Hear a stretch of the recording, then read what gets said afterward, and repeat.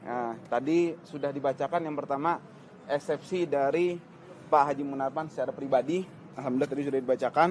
Yang pada intinya beliau menyampaikan bahwa yang pertama upaya dugaan terorisasi ini adalah untuk membungkam beliau terkait dengan masifnya pembelaan beliau soal KM50. Tadi yang beliau sampaikan seperti itu.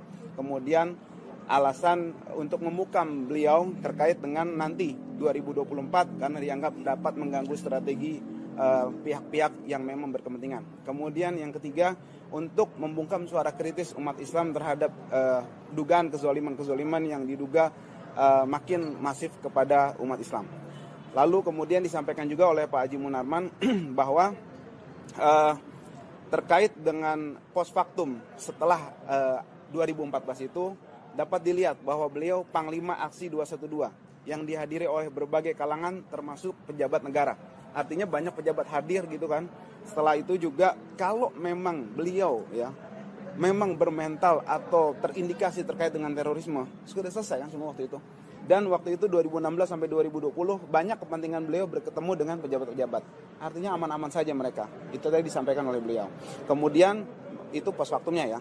Terkait dengan materi juga disampaikan oleh Pak Haji Munarman bahwa salah satu krusialnya adalah ini diduga melanggar hak asasi manusia. Kenapa? Karena penerapan Undang-Undang Nomor 5 Tahun 2018 pada peristiwa 2014, 2015, 2017 yang dituduhkan itu kan berlaku surut.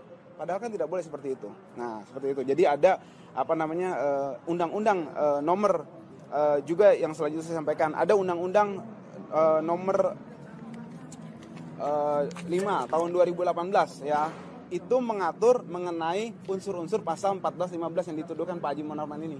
Nah, tapi unsur-unsur itu diatur oleh Undang-Undang Nomor 5 tahun 2018. Padahal peristiwanya tahun 2014 seperti itu, 15 dan juga 2017. Jadi itu yang jadi melanggar HAM. Kemudian juga perlu dicatat menurut beliau tadi pemateri di UIN Medan ada pihak kepolisian. Artinya sebenarnya terpantau. Kemudian juga tidak ada komunikasi sama sekali beliau kepada semua pihak setelah itu. Juga yang disampaikan itu materi ilmiah, dokumen Rand Corporation dan NIC.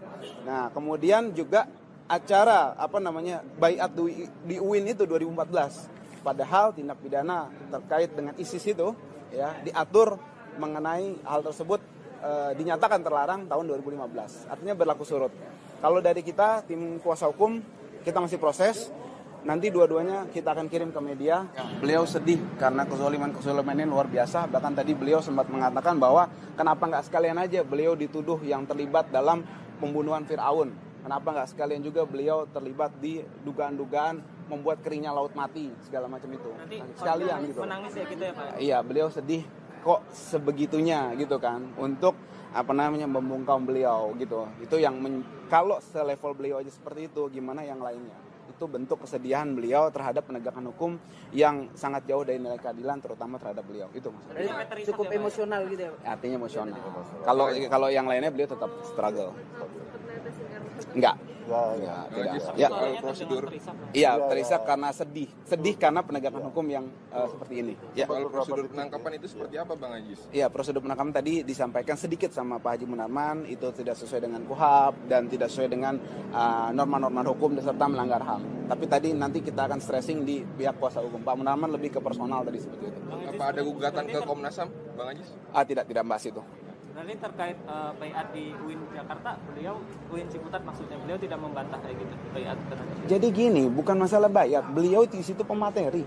Jadi menyegaskan beliau di UIN di Jakarta pemateri. Lagian acara itu berlangsung 2014. Sedangkan ISIS dilarang 2015. Artinya secara hukum itu kan nggak melanggar.